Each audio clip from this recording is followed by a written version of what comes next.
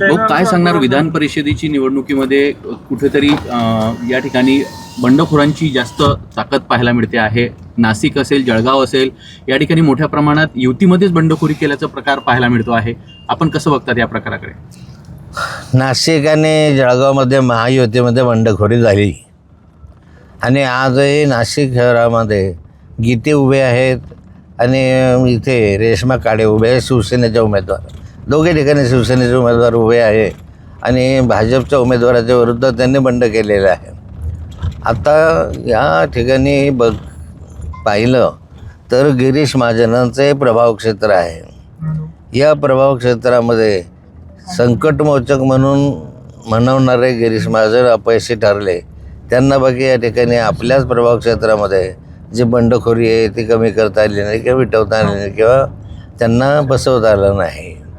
आता याचा परिणाम असा आहे की महायुतीमध्ये अनेक कारणांमुळे कुरबुरी सुरू आहे. यात एक असं आहे की जळगावची जागा जी आहे ती गुलाबराव पाटलांच्या मुलासाठी त्यांना हवी होती आणि ते आग्रही होते की माझ्या मुलासाठी ही जागा द्यावी. परंतु त्या ठिकाणी त्यांच्या मुलांना न देता ही जागा नंदू महाजन यांना दिली. आता एवढ्या गुलाबराव पाटील नाराजी व्यक्त केली, तसे शिवसैनिकांनी नाराजी व्यक्त केली. अगदी याबरोबरीला शिवसेनेचे आमदार किशोर पाटील यांनी उघडपणे भाषणामध्ये म्हटलं की बा या ठिकाणी मला जे बंडखोरीचा फटका पहिल्यांदा मला जो बसला, म्हणजे बंडखोरीचाच मला बसला पहिल्यांदा.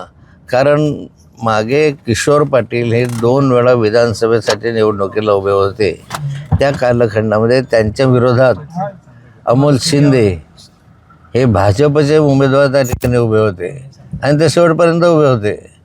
त्यामुळे बंडखोरी केली ते भाजपवाल्यांनी केली पहिल्यांदा त्या ठिकाणी आणि त्यामुळे किशोर पाटलांनी असं वक्तव्य त्या ठिकाणी केलेलं होतं. आता आज जर पाहिलं आपण जळगाव जिल्ह्याचं चित्र तर या ठिकाणी शिवसेना आणि भाजप यांच्यामध्ये तशी दरी वाढलेली आहे. पण तरी याचा अजून वेळ आहे. रेश्मा काळे यांना आपला उमेदवार मागे घेता येईल की काय याबद्दल उत्सुकता आहे. याचा फायदा कुणाला होईल? या सगळ्या एकंदरीत चौरंगी लढत पाहायला मिळते आहे. नंदू महाजनांवर याचा काही परिणाम होईल का? तर पाय चौरंगी असो का तिरंगी असो याचा फायदा किंवा तोटा असा नाही. नंदू महाजनची बाजू आज मजबूत आहे. कारण भाजप युती म्हटली महायुती तर महायुतीच्या बऱ्यापैकी मतं नंदू महाजनला मिळतील आणि महायुतीच्या मतांवरच नंदू महाजन निवडून येतील. आता या ठिकाणी जे बंडखोर उमेदवार उभे आहे, आता हा बाजार आहे विधान परिषदेचा आहे. या बाजारामध्ये आपण ज्याला काय म्हणतो की खरेदी विक्री चालू आहे सध्या, पण अजून भाव फुटले नाही अशातली स्थिती जळगावची आहे. मग त्याच्यामध्ये जो जास्त पैसे देईल त्याला मतदान करतात असा आजवरचा अनुभव आहे. पण आता मग बघूया पुढे काय होतं.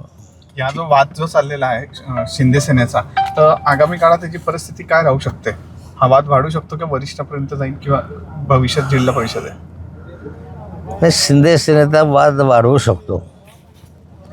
ज्यावेळेस स्थानिक स्वराज्य संस्थांच्या निवडणुका लागतील आणि तिकीट वाटप होईल तर आपल्याच माणसाला तिकीट मिळायला पाहिजे हा आग्रह प्रत्येक कार्यकर्त्याचा राहील. कारण त्याच्यासाठी ही स्थानिक स्वराज्य संस्थेची निवडणूक महत्त्वाची आहे.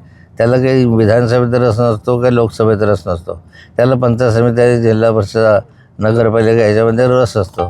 त्यामुळे जर याच्यामध्ये एकत्र लढले आणि चांगल्या रीतीने लढले तर उपयोग आहे, नाही तर विभाजन झालं तर त्याचा फायदा नाही आहे, फटका बसला.